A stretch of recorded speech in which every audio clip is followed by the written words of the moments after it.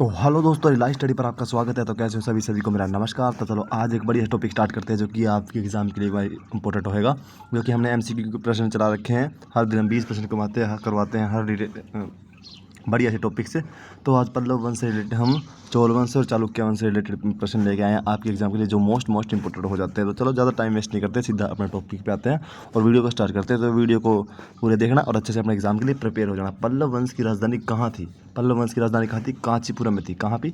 कांचीपुरम में। मद्दूर, कांचीपुरम, तंजापुर और वातपति कहाँ है? कांचीपुरम में इसकी राजधानी थी। मैं योगेश कुमार आपका इसकी सीजीएल सीएसएल एमटीएस और स्टेट एग्जाम पुलिस की मतलब तैयारी करने वाले बच्चों के लिए ये मोस्ट इंपोर्टेंट हो जाते हैं क्लास। ठीक है, तो चलो अपना सेकंड प्रश्न है, पल्लव वंश का सर्वाधिक प्रसिद्ध शासक कौन था? पल्लव वंश का सर्वाधिक प्रसिद्ध शासक कौन था? तो नरसिंह वर्मन। कौन था सर्वाधिक किसका? नरसिंह वर्मन। ठीक है, उसके बाद अपना अगला प्रश्न है, मामल की उपाधि किस पल्लव शासक ने की थी? मामल की उपाधि किस पल्लव शासक ने धारण की थी? महेंद्र वर्मन प्रथम, नरसिंह वर्मन, शिव विष्णु और नंदी वर्मन। तो ये अपना राइट आंसर हो जाता है नरसिंह वर्मन प्रथम। ठीक है, राइट आंसर अपना नरसिंह वर्मन प्रथम हो जाता है, जो कि आपको याद रखना है। उसके बाद अपना चौथा प्रश्न है,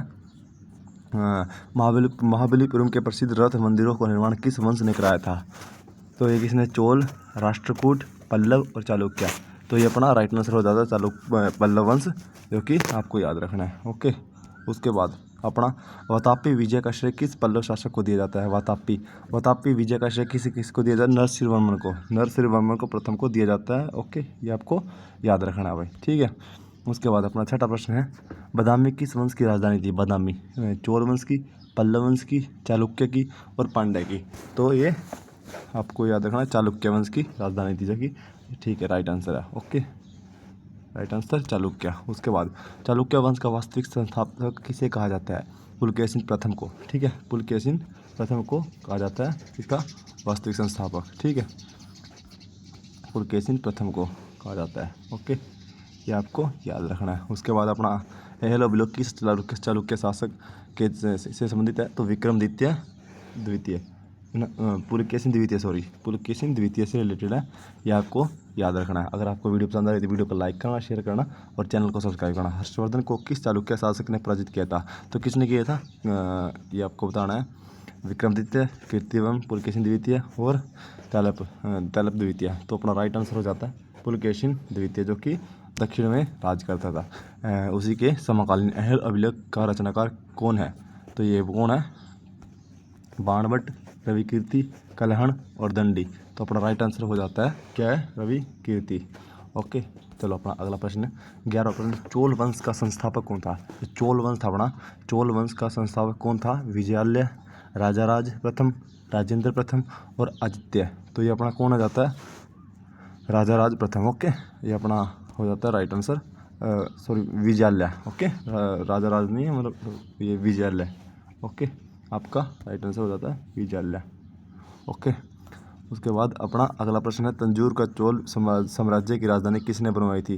तंजावुर की चोल साम्राज्य की राजधानी किसने बनवाई थी? तो अपना ये राइट आंसर हो जाता है विजयालय, राजाराज, परांतक प्रथम और राजेंद्र। तो ये आपको याद रखना है विजयालय। ओके, उसके बाद अगला प्रश्न है, बृहदेश्वर मंदिर का निर्माण किसने करवाया था?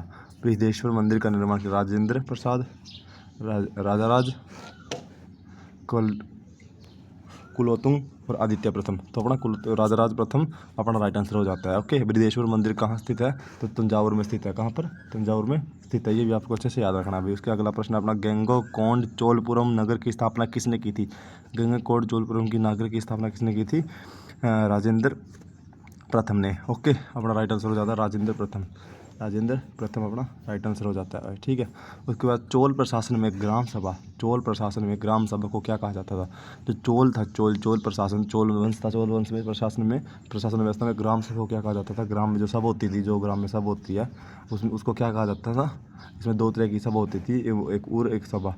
एक मतलब सब उर में छोटे लोग, सभा बड़े लोगों के लिए, ऐसा कुछ मतलब सिस्टम था उसमें। ठीक है, आपको याद रखना है।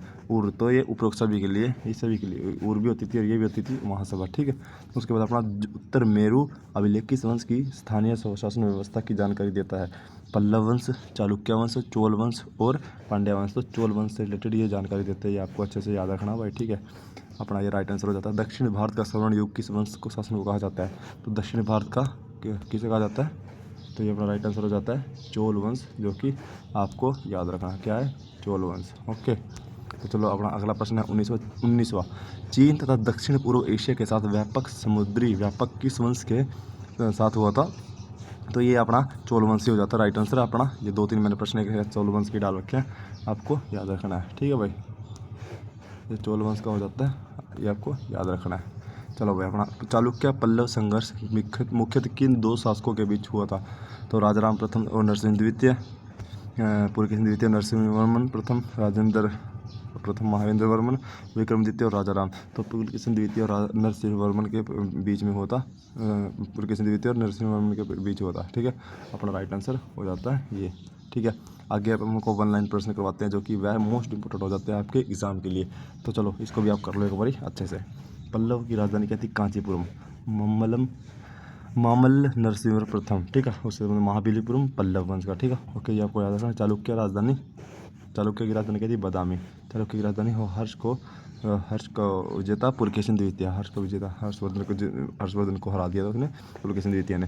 अहल अभिलेख किसने लिखा था? रविकीर्ति ने। चोल वंश का संस्थापक कौन था? विजयालय। बृहदेश्वर मंदिर राजाराम प्रथम से रिलेटेड है।